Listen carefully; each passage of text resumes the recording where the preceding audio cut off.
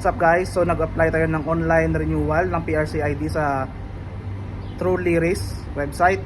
So huwag natin patagalin pa, ganito po yung steps. Log into Liris and select transaction. Select renewal and then proceed.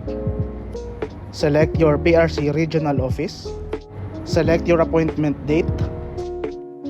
And then you can proceed to the payment. Confirm the undertaking. And then pwede ka nang magbayad. Ang kagandahan dito, kahit nasa abroad ka, pwede mong gawin. Enter the OTP na marireceive mo. Another processing dahil sa OTP. And once na ma-confirm na yung bayad mo ay okay na. Then proceed to existing transactions at i-print ang mga document na yan. Dahil ito yung mga proof na ipapakita mo pag ikaw ay napunta na sa PRC office para kunin ang iyong PRC card. So ganun lang. So ano pang hinihintay mo? Online renewal na.